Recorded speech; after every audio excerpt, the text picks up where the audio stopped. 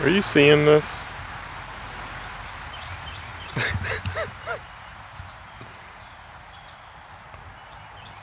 Oh my gosh. These birds. What is that? Is that a robin?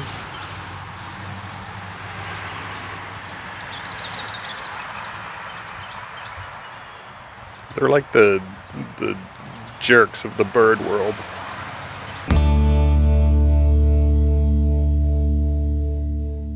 Now that we're done with that, I think today I just wanted to walk you around the garden a little bit, just kind of show you what I have going on. We're getting into the growing season now, and that's a good thing, but it also means there's a lot of responsibility on my plate to do just a lot of things. For example, I've already had my first cut of the season. I didn't bring you guys along with that because I just had way too much to do, but the lawn's looking good, and so I'm gonna keep doing that throughout the summer, of course, and I'll bring you along for those, and I'll probably have a lot more to say about the John Deere that I have, and we can have a discussion about that as well. But for today, I think we're gonna take a walk around the garden, and then I'll show you what I've done kind of off camera. By the way, I had a little bit of compost left over when I was prepping all the beds for this year. Can you tell where the compost was placed? I just had a few little ruts because, again, this is down off the hill. You can kind of see how sloped the fence is. So this whole area is really sloped here, and I was trying to put a little bit of compost to sort of fill the gaps. Unfortunately, since then we've had some pretty heavy rains, so you can kind of see a lot of these ruts have started to form back up again, just because there's nothing really growing there yet. But I'm hoping that this will be the season that the grass starts to kind of weave itself together and starts forming that root mat so that we can start leveling this lawn out. So what I've got here is a combination of some squash and zucchini. You might notice they are a little bit close together, but I'm okay with that.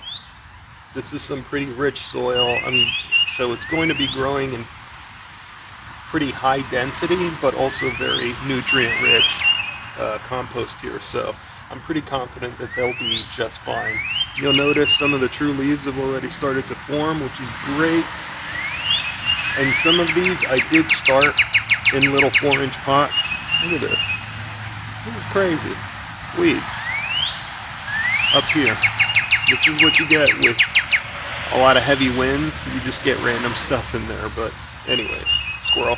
This guy here I think is an extra zucchini. These guys here are zucchinis, and these two were crookneck squash. I had a crookneck squash here that did not do too well. It never really formed its true leaves, and then eventually just kind of died. And so I replaced it with what I had, which was an extra zucchini. So we're definitely going to get lots of zucchini and a little bit of crookneck squash. Hopefully things balance out. We'll see how that works. So I don't know if I ever told you guys the story behind this, but Camera Girl and I basically, we like to have smash parties where we take all of our Halloween pumpkins that we had carved up, and any pumpkins that we had just sitting around for decorations, and we kind of smash them up any way we can. Rocks, hammers, just pick them up and slam dunk them just for fun, you know, get some angst out. But we end up throwing those bits into the compost pile. Well, of course I use that compost wherever I can, and it's not really a hot compost, and so sometimes you end up with seeds that don't decompose. They just sit there and hibernate until stuff like this happens. So I went ahead and left it, and we'll see what we get out of it. I suspect it's some kind of pumpkin, probably just a jack pumpkin, but we'll see how that works out. All of these small sprouts you're seeing here is very densely sowed chickpeas or garbanzo beans. that's a weed. One thing you might notice is that, as always, on brand, things are turning into a bit of a chaos garden here. I had a plan, I promise. I swear I did. I had a plan, but I don't know. I had the sparkles, and I saw things, and I was like, oh man, I think it'd be really cool if I grew some garbanzo beans, because I want to taste fresh beans. Fresh green garbanzo beans, not necessarily the dried ones that you have to rehydrate and boil or roast or do something with them. I just want to eat them fresh and see what that tastes like. I hear that they're very nutty and they're very tasty, and that's definitely something that I want to try out.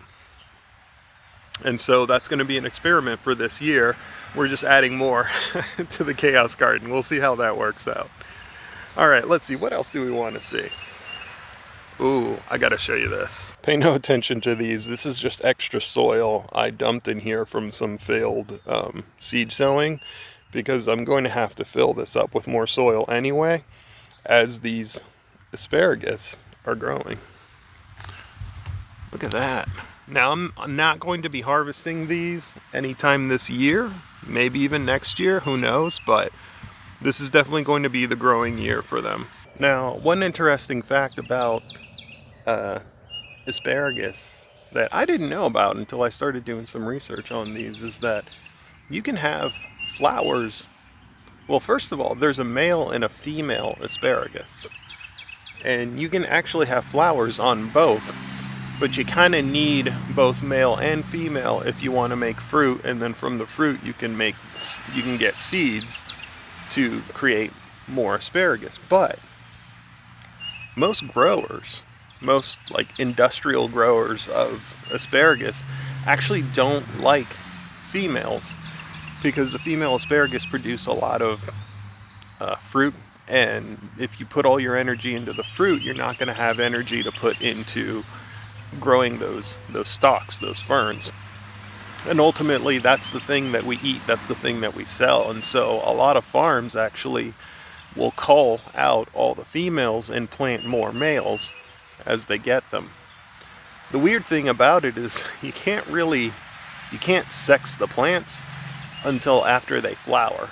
I mean, there might be other ways of doing it, but the best way to do it is to basically wait until they flower. And apparently the males have a small yellow inside of the flower where the pollen is being held, and then the female have more of a rounded kind of berry shape inside of the flower. Sometimes it's green or whatever, but you kind of need both if you want to actually form a true berry, which is interesting.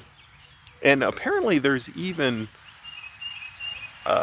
I don't know what they call them exactly, but there are male and female, where you can have male and female flowers on the same plant, but they're extremely rare.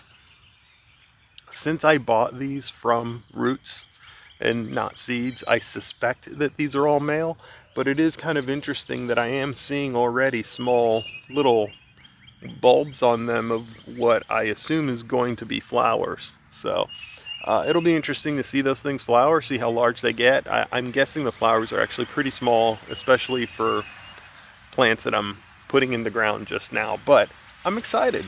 I've got all of the, I believe it was Mary Washingtons were one of them that I got, and all of those seem to have come up very quickly. I also got some of those, I think they're called Purple Passions or something like that, the purple ones. And they have not yet come up, but we'll give it time. This is the first year. I literally just planted them, like a month ago or something. And so I'm just giving them every opportunity to come up. So anyways, those are just some small tidbits about asparagus that I thought you might want to know. I feel like I should pull this garlic. I feel like it's ready. I just don't know. It looks so good and healthy, and I mean, it's just starting to kind of yellow. You can see this very light green, pale green color through here and on these leaves. But I swear it was It's supposed to be about 3/4 or so of the garlic. When it dies back, that's when you're supposed to pull them. But they still look very healthy, even though I probably should have pulled them like a month ago. At least according to schedule, right? But everything seems to grow a bit slower in this garden anyway. It is a very new garden. It's only a year old, year and a half old now. You might remember these plants. These are the peppers, sweet peppers that I had grown from seed, from grocery store peppers last year, and I had a bumper crop of sweet peppers. I actually planted 0 peppers from seed this year, although right next to you there is a slight bare area that I might consider trying to put down a couple seeds.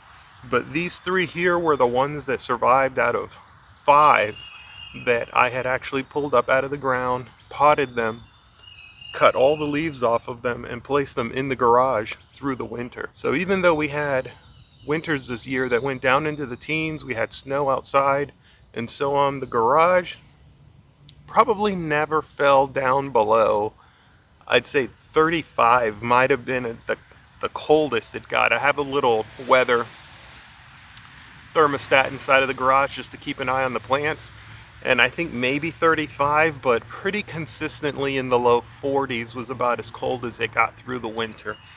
And that was apparently enough to keep these guys alive. We have some leaves are starting to bud out on some of these.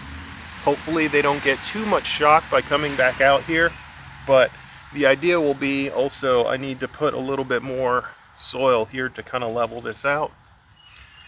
Unfortunately, where I pulled these out of, they were in pretty much solid clay, so I did kind of introduce a lot of clay into these beds, but that might be a good thing. A lot of the soil that's in here is pretty much exclusively organic matter, which might be a little too heavy in organic matter, so a little bit of clay is not going to hurt.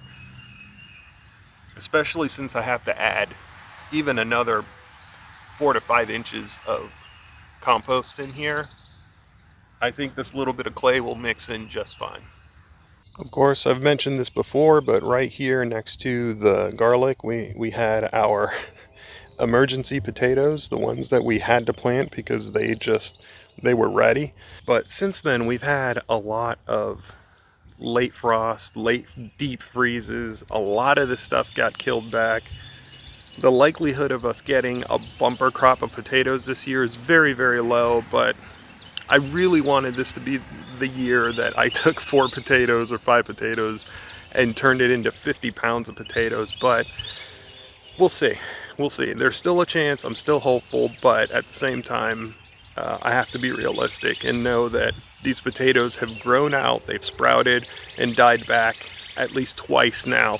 I don't know if they can recover for yet a 3rd time. And so I'm gonna let these grow. I'm gonna see what comes out of them.